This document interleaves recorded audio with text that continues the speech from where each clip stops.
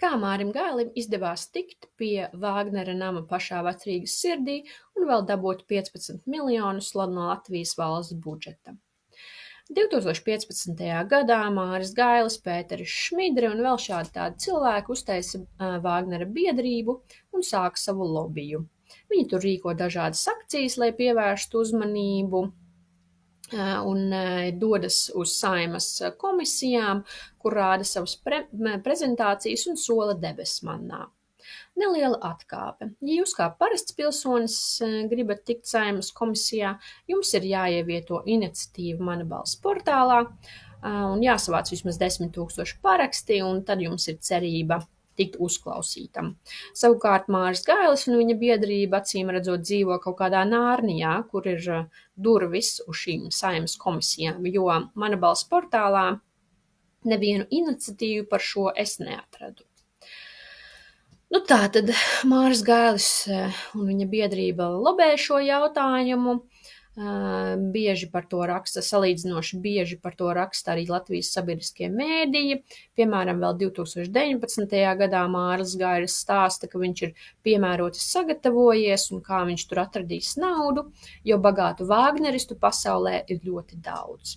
Starp citu, tas, kā mēģināja šo visu pasniegt sabiedrībai, ir stāstot, ka, ja valsts nekustamie īpašumi nodos šo biedrību, tas ir šo namu biedrībai, tad valstī nebūs jāiegulda ne centa, jo biedrība tur sāorganizēs visu tos sponsorus.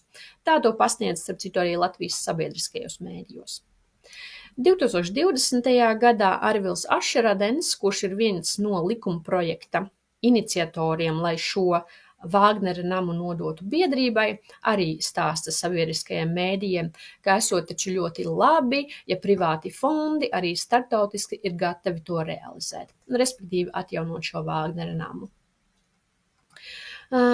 Patinot uz priekšu līdz 2023. gadam, Māris Gailis atkal sabiedriskajiem mēdījiem stāsta, ka viņam ir izdevies piesaistīt 20 miljonus. Kādi tad bagātie vāgneristi tos 20 miljonus sameta?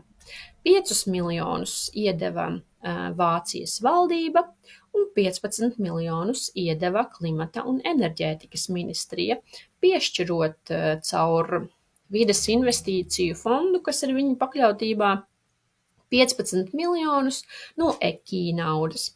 EKI nauda tas ir emisijas kvotu izsoles instruments, respektīvi, ja Latvijai ir brīvs, svaigs gaiss, ko mēs neaizpildam ar indēm, mēs to varam pārdot kādai citai Eiropas Savienības valstī, kurai vajag kaut ko izpūst gaisā. Mēs paņemam naudu, un tad mēs ar to naudu varam glābt klimatu.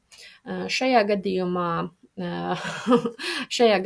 ieguldot to Māra Gaļa biedrības nagos nonākušajā Vāgnera namā. Un kas vēl ir interesanti, ir tas, ka Māra Gaļa biedrība, kura šos 15 plus 5 miljonus ir dabūjusi, varēja pati rīkot konkursu, kuri tad būs tie būvnieki. Un ļoti interesanti ir tas, ka viens no piesaistītajiem Sarma un Norda birojs kā apakšnieku piesaista Zaigas Gailes biroju. Vai nav jauki? Un neviens neko. Jautājums, kāda bija jēga valsts nekustamajiem īpašumiem nodot šo namu Māra Gaļa biedrībai,